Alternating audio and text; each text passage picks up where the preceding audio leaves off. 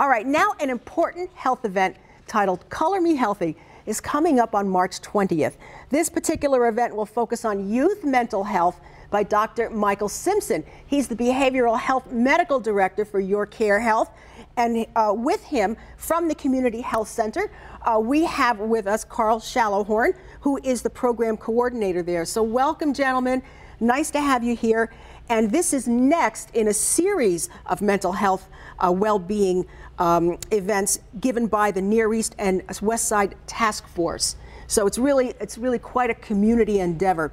So good morning, gentlemen. Nice to have you with us. Good morning. Thank you. Dr. Simpson, let's talk about the social aspects that's important to remember when it comes to mental health. Yeah, it's interesting and something I've been very pleased to see developing more over the years is the social determinants of health, which is focused less on just the individual factors that influence our health and more broader trends in society, and particularly an interest in distribution of equality of health and workplace and power and educational resources and how that influences all of our health. And one particularly interesting part is that when you first hear about it, you might think that it influences more people who are on the less wealthy end of things, but actually all of us, and including people who are at the quite prosperous or powerful side, their health suffers also when there's greater inequality compared to other societies. Dr. Simpson, who would you like to see attend this?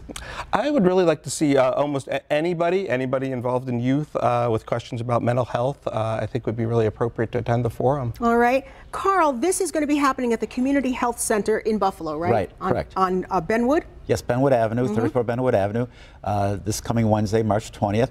You know, we know that mental illness affects youth in a very severe way. 50% of all mental illness cases happen by the age of 15, and excuse me, 14, and then 75% by the age of 24. So it is significant. You know, suicide is the second leading cause of death for teenagers.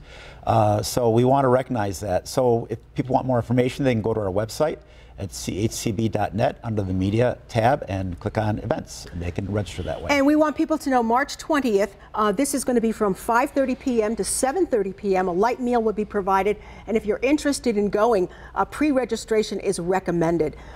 Karl, what else will be covered in those 2 hours? Well, we have a number of panelists. We have Dr. Joe Stankaitis from YourCare, Mercedes Busby, who is a youth peer mentor from the Mental Health Advocates of West New York.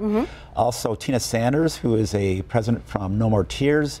And also we have Dr. Kelly Cranlucci, who is assistant principal from Sweet Home High School. So we have a panel of experts that are going to be talking about mental health and youth from a variety of perspectives. So it's going to be a really well-rounded conversation. Yeah, definitely, and definitely much needed. Absolutely. Yeah, it just seems like we're learning more every day about, like, Doctor, what you were saying, the social aspects and how this will affect mental health. Right. And sometimes we don't think about that it's really quite a spectrum under that umbrella. Absolutely. There's so many different areas of life that can have a big influence on mental health and all of our health in all aspects. And it's not just sort of at the individual in front of you or a person who's already been identified as needing treatment. What about parents of teens?